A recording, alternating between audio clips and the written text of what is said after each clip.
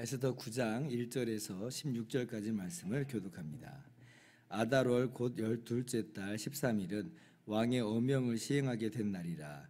유다인의 대적들이 그들을 제거하기를 바랐더니 유다인이 도리어 자기들을 미워하는 자들을 제거하게 된 그날에 유다인들이 아하수에로 왕의 각 지방 각 읍에 모여 자기들을 해하고자 한 자를 죽이려 하니 모든 민족이 그들을 두려워하여 능히 막을 자가 없고 각 지방 모든 지방관과 대신들과 총독들과 왕의 사물을 보는 자들이 모르드게를 두려워하므로 다 유다인을 도우니 모르드게가 왕궁에서 존귀하여 점점 창대하며 이 사람 모르드게의 명성이 각 지방에 퍼지더라. 유다인이 칼로 그 모든 대적들을 쳐서 도륙하고 진멸하고 자기를 미워하는 자에게 마음대로 행하고 유다인이 또 도성수산에서 500명을 죽이고 진멸하고 또 바산다다와 달본과 아스바다와 버라다와 아달리아와 아리다다와 바마스다와 아리세와 아리데와 외사다 곧 함무다다의 손자요 유다인의 대적 하만의 10 아들을 죽였으나 그들의 재산에는 손을 대지 아니하였더라. 그날의 도성 수산에서 도륙한 자의 수요를 왕께 아뢰니 왕이 왕후 에스더에게 이르되 유다인이 도성 수산에서 이미 500명을 죽이고 멸하고 또 하만의 10 아들을 죽였으니 왕의 다른 지방에서는 어떠하였는가? 이제 그대의 소청이 무엇이냐? 곧 허락하겠노라. 그대의 요구가 무엇이냐? 또한 시행하겠노라 하니 에스더가 이르되 왕이 만일 좋게 여기시면 수산에 사는 유다인들이 내일도 오늘 조서대로 행하게 하시고 하만의 10 아들의 시체를 나무에 매달게 하소서 하니 왕이 그대로 행하기를 허락하고 조서를 수산에 내리니 하만의 10 아들의 시체가 매달리니라. 아달월 14일에도 수산에 있는 유다인이 모여 또 300명을 수산에서 도륙하되 그들의 재산에는 손을 대지 아니하였고 왕의 각 지방에 있는 다른 유다인들이 모여 스스로 생명을 보호하여 대적들에게서 벗어나며 자기들을 미워하는 자 7만 5천 명을 도륙하되 그들의 재산에는 손을 대지 아니하였더라. 아멘. 할렐루야. 하나님의 크신 은혜와 평강이 오늘도 변함없이 여러분 가운데 가득 넘치기를 주님의 이름으로 축원합니다. 오늘 말씀은 조금 설명이 많이 필요합니다. 이제 운명의 12월 13일이 돼서요. 쉽게 생각을 해보면 비록 첫 번째 조서가 내려졌더라도 두 번째 조서, 즉 유다인이 스스로 적극적으로 모여서 방어할 수 있도록 한 조서가 발효되었기 때문에 이날 그냥 아무 일도 없이 지나갔겠거니 우리는 생각을 할 수 있겠습니다만은 그러나 그날이 그냥 넘어가지는 않았습니다. 그 상황 속에서도 유다인들을 해하려고 하는 그런 사람들이 있었죠. 어제 조서 두 번째 조서 내용 8장 11절을 좀 잠깐 다시 보면 어떤 사람들이 세력을 가지고 유다인들을 치려 한다면 방어하여 오히려 그들을 섬멸시킬 수 있도록 했어요. 그러니까 지금 유다인들이 먼저 선제 공격을 하는 형태가 아니에요. 유다인들이 지켜야 될 제한 사항으로서 누가 유다인들을 치려할 때에 이거죠. 그래서 오늘 9장 2절도 보면 유다인들을 해하고자 한 자를 죽이려 하니, 그러니까 지금 유다인들이 막 때를 지어 나가가지고 아무나 막 죽이고 약탈하고 이런 형태가 전혀 아니었고요. 이것은 상응하는 응전이었다라고 하는 걸 좀 알아야 됩니다.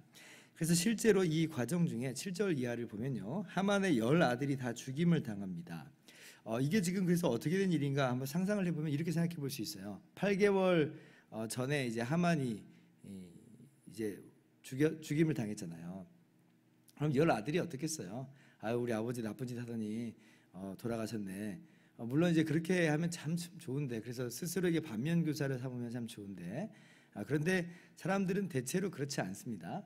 그러니까 아버지를 죽인 원수가 있는 거예요. 하늘 아래 이 원수가 이제 살 수가 없는 겁니다. 이제 그러니까 재산도 안 그래도 많았으니까 이 10아들은 세력을 좀 꾀하지 않았을까 싶은 거죠. 사람들은 모으고 용병들을 막 구하고 이랬을 수 있어요. 그래서 12월 13일 날 이제 드디어 복수의 날이다, 아마 이렇게 이를 갈고 있었을지도 모릅니다.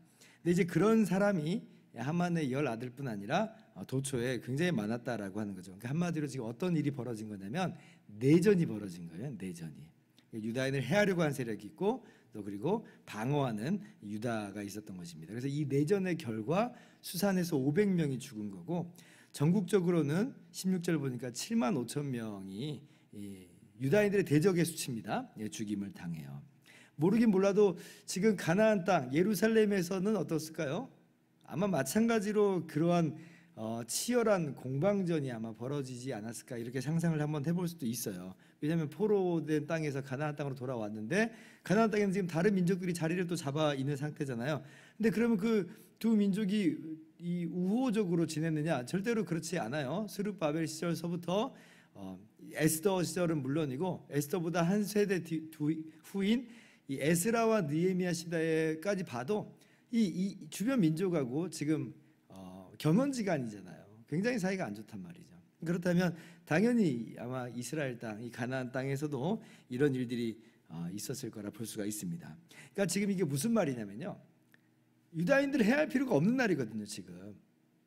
근데도 이런 일이 벌어졌다는 것은 이 반유다인 정서가 굉장히 광범했다는 거예요. 그러니까 지금 유다인들이 곳곳에서 어떻게 보면 자신의 정체를 드러내면서 살아가는 것은 굉장히 위험천만한 그런 문화적 분위기, 어떤 사회적 분위기가 있었던 거죠. 뭐 설마 그랬겠어요? 라고 생각을 하기 쉬운데, 실제로 이 근대 역사 속에서도 고스란히 반유다인 정서, 유태인 정서가 나와요. 그 반유태인 정서의 결정체처럼 나온 게 뭐냐면 우리가 잘 알고 있는 2차 세계대전 중에 나치가 자행한 홀로코스트예요. 600만 명이 죽잖아요. 그때 600만 명. 지금 우리는 여긴 다 합쳐도 8만 명이 안 돼, 유다인의 대적은. 근데 그때 유태인은요 600만 명이 그냥 가스실에서 포로 수용소에서 죽임을 당합니다. 그러니까 이걸 보면 인간의 악함이라고 하는 게 얼마나 정말 깊고 또 끔찍한가라고 하는 것을 우리가 충분히 볼 수가 있는 거죠. 그래서 정말 하나님께서 두 번째 조소로 막아주시지 않았으면, 이 하만의 조소만 내려지고 끝났으면요, 유다인은 이거 멸종. 유다인이 멸종당할 위기가 있었어요. 그러니까 지금 모르드게나 에스더나 이 유다인들이 그 각 전국에서 막 죄를 무릅쓰고 그렇게 통곡한 이유는 이게 그냥 뭐 설마 그랬겠어, 아유 사람들은 그렇게 악하지 않아, 이 정도가 아닌 거예요.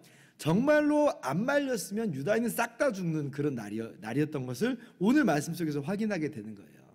아니 두 번째 조소가 내려졌는데도 이 모양이었으면, 아니 첫 번째 조소만 있었을 때는 어떤 일이 벌어졌다는 거예요 도대체.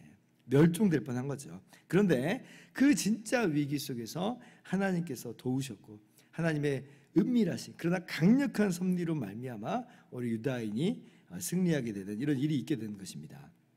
그래서 오늘 말씀 언뜻 보면 유다인들이 너무 심한 거 아니야 라고 생각을 할 수 있겠지만, 오히려 이렇게 봐야 돼요. 반유다인 정서가 엄청 광범위했고 엄청 심했구나 라고 하는 것을 볼 수가 있어요. 그래서 오늘 유다인들을 보세요. 이 유다인들이 그래서 대적들과 싸우고 그들을 죽이고 했어요.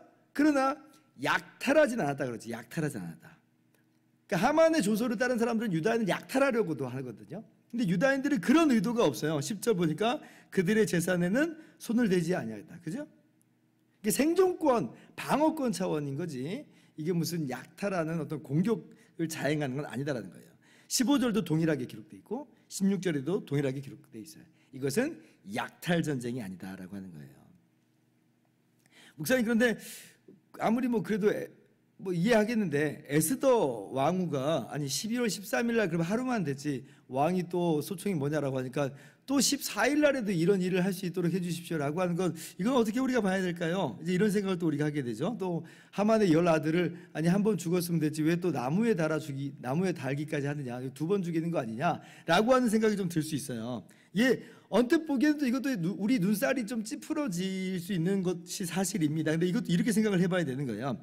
하만의 10아들이야말로 가장 적개심이 있었던 사람들일 거잖아요. 근데 이런 사람들을 나무에 달면서 어떤 메시지를 던져주는 거냐면 유다인들을 미워하고 증오하는 거 그치라는 거죠. 그렇게 하는 것으로 오히려 그들의 죄악이 그들의 머리로 돌아간 것을 보아라라고 하는 분명한 전시 효과, 악한 마음을 그치라라고 하는 강력한 메시지가 이 안에 담겨 있죠. 근데 그럼에도 불구하고 14일 날 또 전투가 벌어지잖아요. 전투가 벌어져요. 이게 어떤 의미처럼 보이냐면 지금 러시아와 우크라이나가 전쟁인데 이게 하루 아침에 끝나는 게 아니죠. 내전이라고 하는 게 이게 쉽게 하루아침에 끝나지 않습니다. 그러니까 지금 반유다 정서에 있는 사람들이 13일 날 그냥 싹 다 없어졌다 이렇게 생각하면 안 되는 거예요. 13일 날에도 물론이고 계속해서 교전 중이라고 볼 수 있어요. 교전 중이에요. 완전 정지된 게 아니에요. 그러니까 이대로 그냥 끝나버리면 마치 화약고를 그대로 놓고 끝나는 어떤 형태가 돼버릴 수도 있어요. 이 둘째 날에도 300명이 죽임을 당한 걸 보니까 이 교전의 상황, 그 여전히 남아있는 이 유다인의 대적들은 그 세력이 만만치 않다는 걸 우리가 볼 수가 있는 겁니다. 그래서 14일 날 하루 더 하겠다는 것은 지금 이 뿌리를 뽑는다는 어떤 의미가 있어요.